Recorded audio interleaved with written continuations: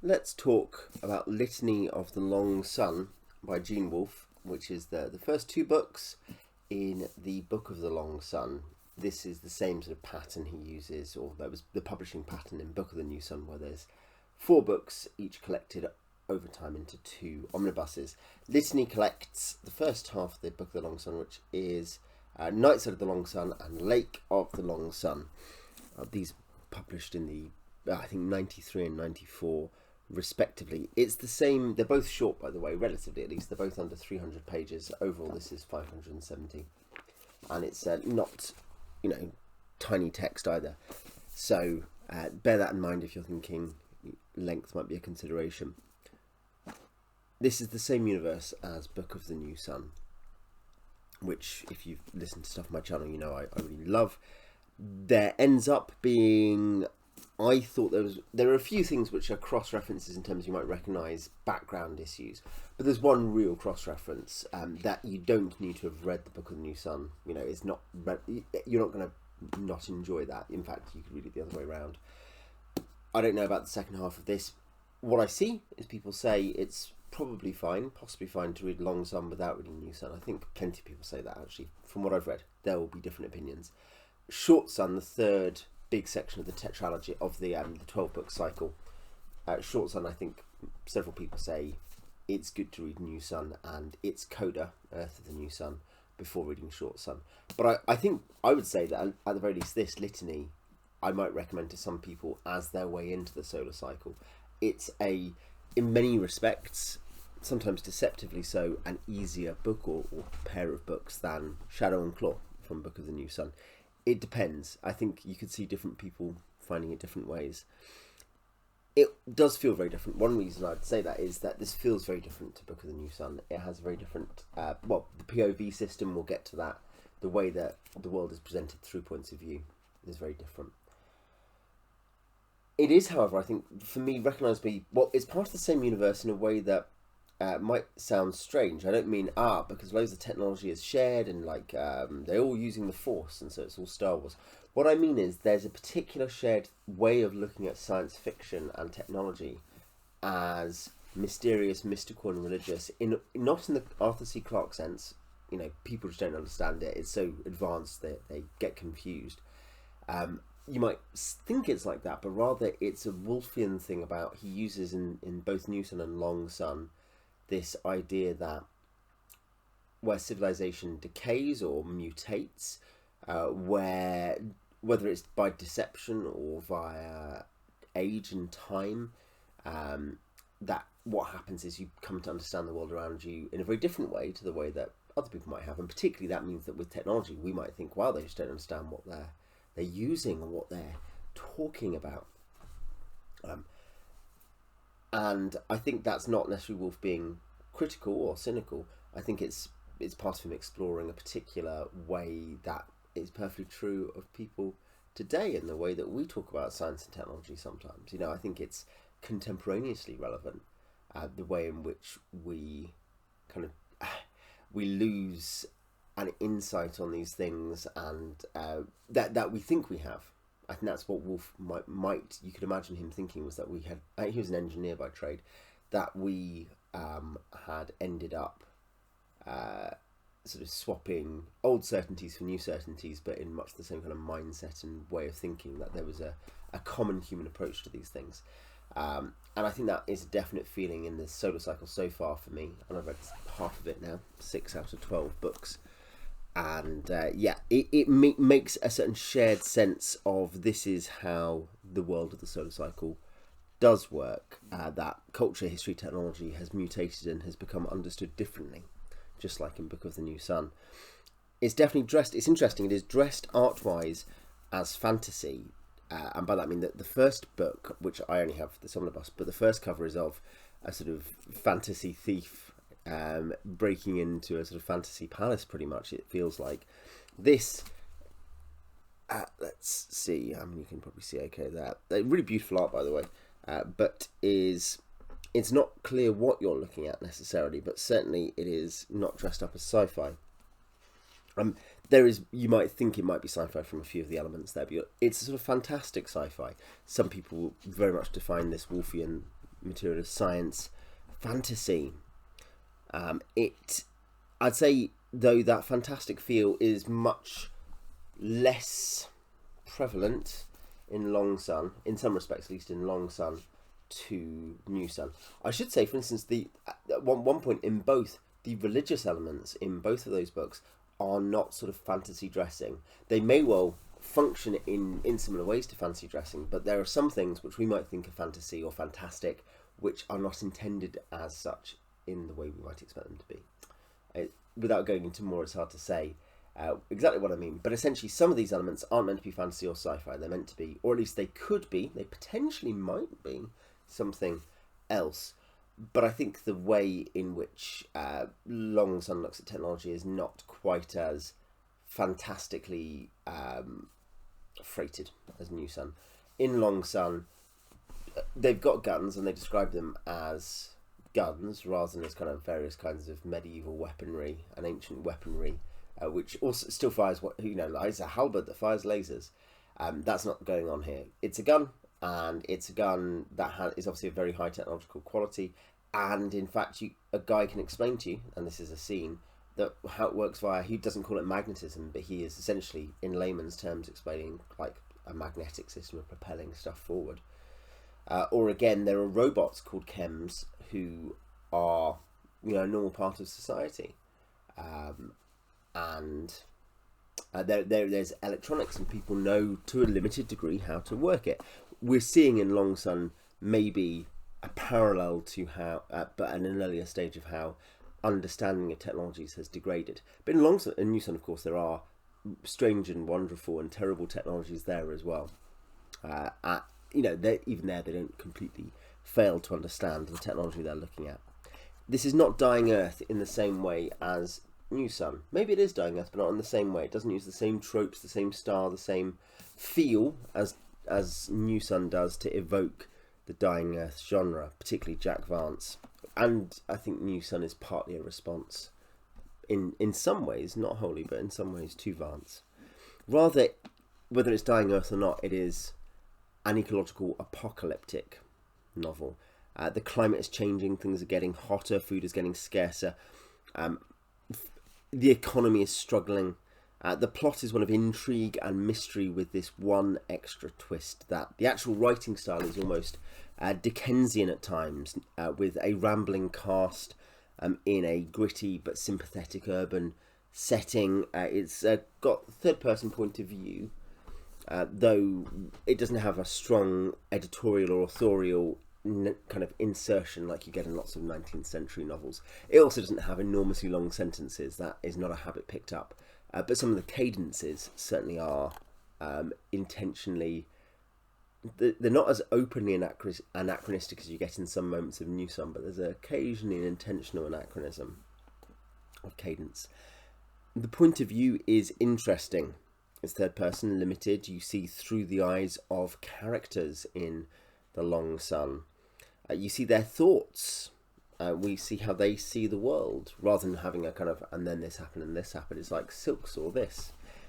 The main point of view is Patera Silk. So Silk is a priest of the 9 gods of the Wall, who at the start of the book, he has a sort of vision of a god from outside the Wall, a god called the Outsider, Whorl, W-H-O-R-L. And Silk feels the Outsider has called him to save his Manteon, his church. And it turns out there are financial issues which are a real problem and threat. But there are other occasional points of view as well. Very cleverly, very sparingly. Sometimes a character only gets one short point of view in a book. For instance, we get grumpy old Maytera Rose, who is one of the oldest of the nuns, or the senior most, of the nuns attached to Silk's Manteon. We get the creepy Musk training his eagles. And this stuff isn't just interesting, but it also helps round out the characters and round out the plot. We discover things from those other characters which would be unnatural or forced to learn about through Silk. But it achieves a double effect, because it's not like Joe Abercrombie or Kim Stanley Robinson in the Mars books, which I really like the first of, and I'm reading the second of soon.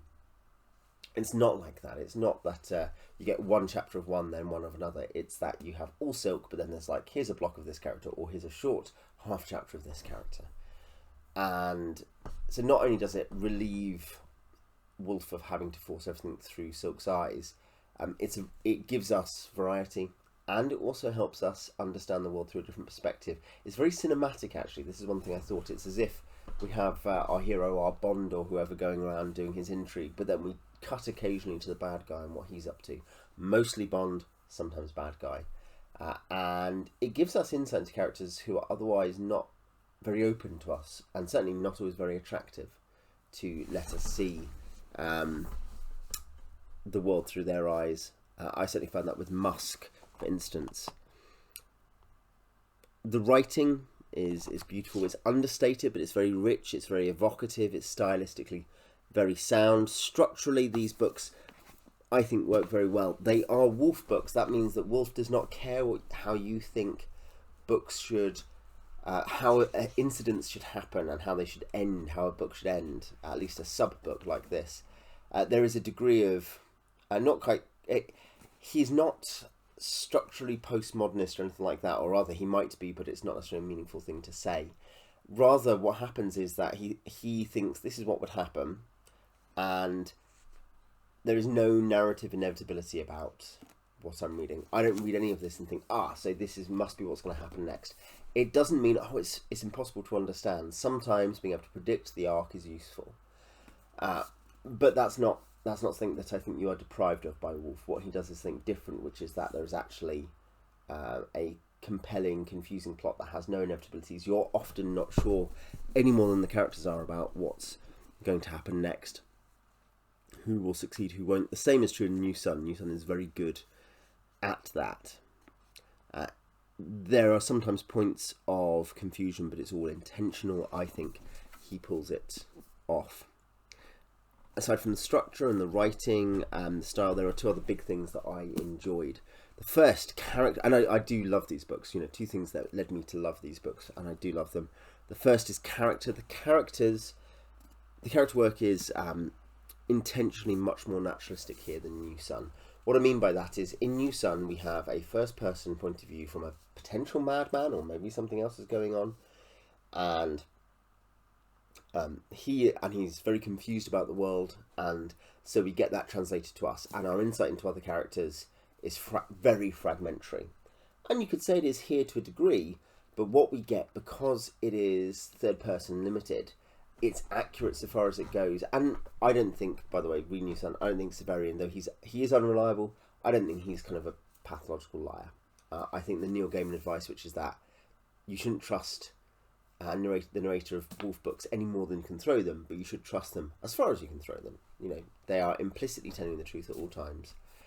Here, that is more explicit in a way, because though there might be delusions and dream sequences and other things which confuse matters, at the same time as that, we are basically getting the author saying this is what they actually thought and saw. There's no dissembling on that level, and I think it means that this large cast are presented in some sense a more matter-of-fact and naturalistic way. As I say, we get the young wanting to be good drawn into intrigue priest Silk, we get the troubled street thug Orc, we get the rather mercurial and strange prostitute Chenille, we get the criminal boss Blood and his paramour Musk, and we get a dozen or more other semi-major characters. That's one thing, is it's a 540-page book, this one, and there are, in one way there's only one main character, but in another way there are a dozen main characters you meet regularly enough and are textured enough that you come away with a very strong sense of, and they are not your hero, but they are the heroes of their stories, and you can see why. And one of the best of these, and I won't spoil any more, but is a character called Oreb. Watch out for Oreb if you are reading it, maybe especially relevant to fans of The Longest Journey. These characters, they often experience the world in confusing ways. There are, as I say, dream sequences. There are delusions, there are mechanical problems and breakdowns, there are drug-addled experiences. Wolfe gets a lot of his usual confusing tricks in here. I've read Fifth Head of Cerberus and I've read Book of the New Sun, and this is more of the same in terms of he has tricks, but here it's not systematic, it's not structural, and it just comes off as very subtle, careful character work and world building through the character's eyes. It uses the minor perspectives to round out the world, whilst through the major perspective you get this limited and flawed guy, but who you are rooting for, or I rooted for at least, because I think he's widely popular amongst Wolfe fans, not universally, but I think Silk is wonderful. There is a real depiction here of his faith, of spiritual, existential tensions and frustrations inside him over the experiences he has of a man of basically sound character, as far as we can tell at least, trying to do good in a very confusing world for which he is not at all prepared, really, given who he is. And Wolfe uses Silk's strengths and weaknesses really cleverly to paint the world and to paint the plot in terms of how Silk tries to do things, how he misunderstands things, and so on.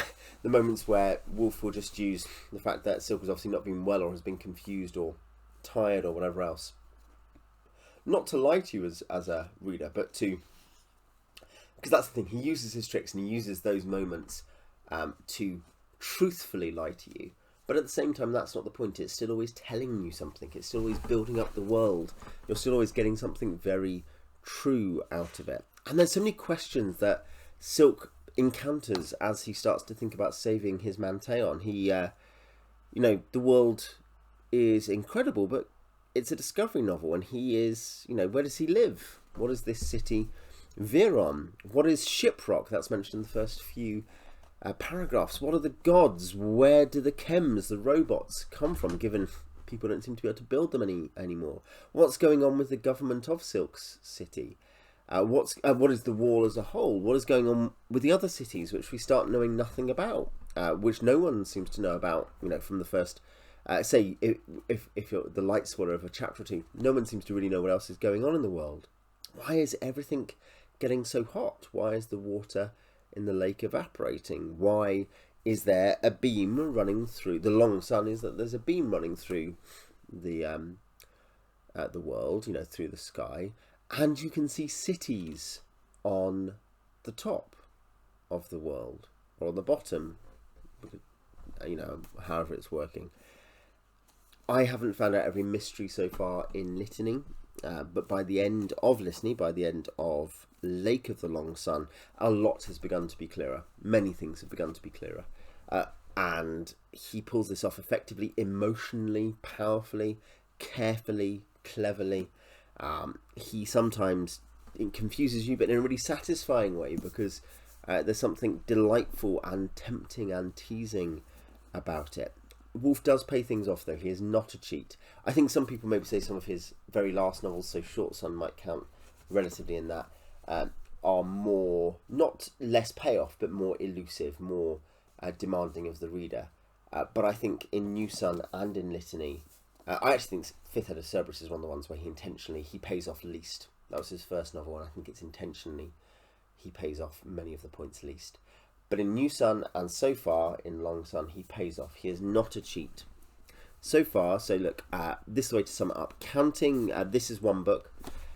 I've read 21 novels this year so far, I think.